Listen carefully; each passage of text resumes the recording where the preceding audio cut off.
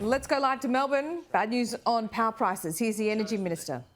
To keep on going more than ever before with the plan to introduce more of the cheapest, most reliable form of energy for Australians, and that, of course, is renewable energy. It also shows the importance of what we've already done in terms of short-term relief for Australian households, 2 rounds of energy bill relief, and it shows that the Albanese government, our approach of short-term relief coupled with the longer-term plan is the right plan for Australia.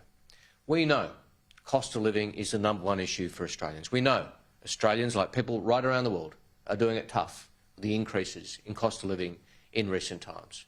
That's why they deserve a government on their side, a government making decisions like short-term energy bill relief and longer-term the plans to introduce more of cheaper, more reliable energy.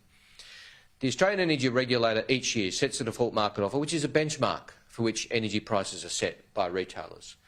Now, 9% of Australians are on the default market offer. Most Australians are on less than default market offer in terms of their bills. But we also know that around 80% of Australians aren't on the cheapest offer available.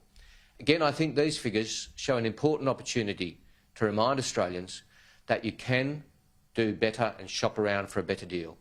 Now, we've made it easier in the Albanese government to switch energy providers, and there are 2 websites which are very useful, energymadeeasy.gov.au and also energy.gov.au, depending on the state that you're in.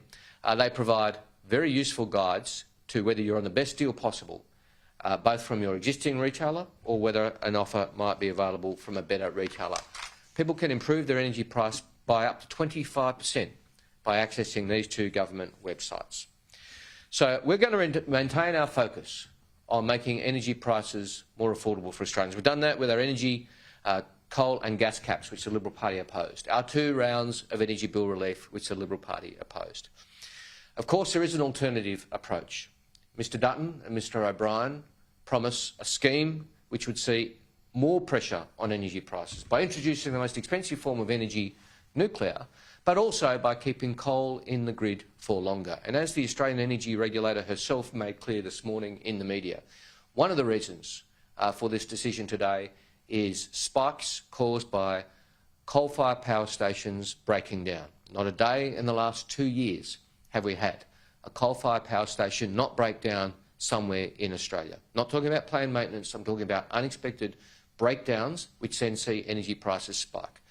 We want to replace that power with more reliable, cleaner, cheaper renewable energy. Mr Dutton wants to keep that power for longer, that coal-fired power for longer, to sweat those coal-fired power stations for longer. So there will be a real choice for the Australian people at the next election. Our plan to stay focused on the combination of short-term relief and longer-term plans to introduce more reliable energy. Mr Dutton's plan for nuclear energy and coal for longer.